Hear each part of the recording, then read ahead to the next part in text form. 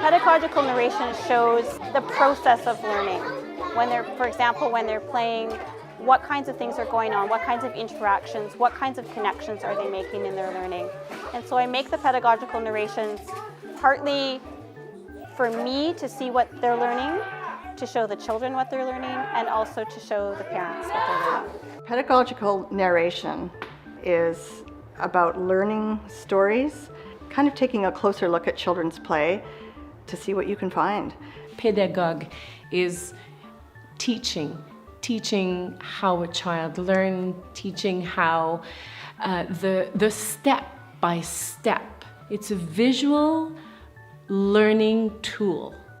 It's taking the time to document with images or video what I see going on in the classroom, and really it's just a way to catch students learning and sort of get an insight into their learning processes.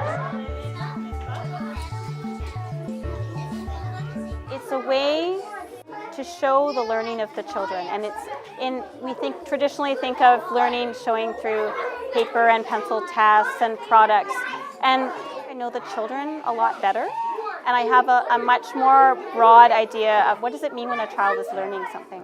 I take pictures non-stop in the classroom. When I see children work, when I want to go into their thinking process, I go to them and I ask them what they're thinking, where they're going, why they're doing what they're doing. We can follow through, we can go back visually and also orally, and they can watch themselves, learn and explain their learning. And it's not always obvious. That is the hardest thing as a teacher. To find ways of telling parents, telling the community, and that is where the pedagogical narration comes into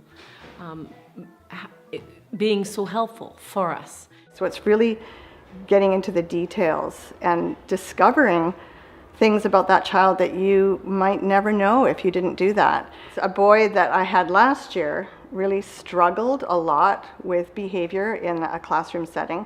When he was outside, I did this narration with him and discovered that, wow, he is gentle, he has a real affinity with animals.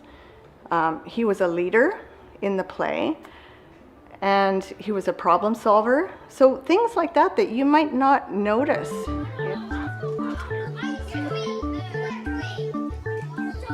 When I look back at the photos, it often is quite amazing to zoom in, zoom out on their hands, their facial expressions, and wondering along with the photos, as well as in the moment as taking the photos, but wondering what theories, what things are they checking out, what are they trying to figure out.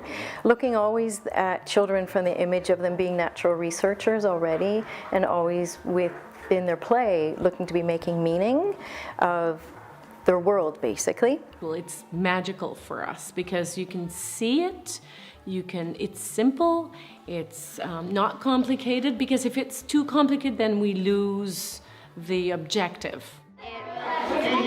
Catches those moments that can go by really quickly, and when you combine those with a story and you can share that in a written form with parents or with students, it really makes the learning authentic.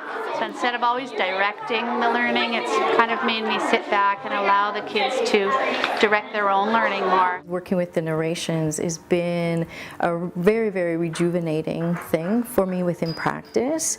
It's just such an awesome way to view children, look at their learning through a lens, and lenses other than child development lens. Doing this sort of thing, you never know what you're going to get. There's always an element of surprise. It's quite unpredictable.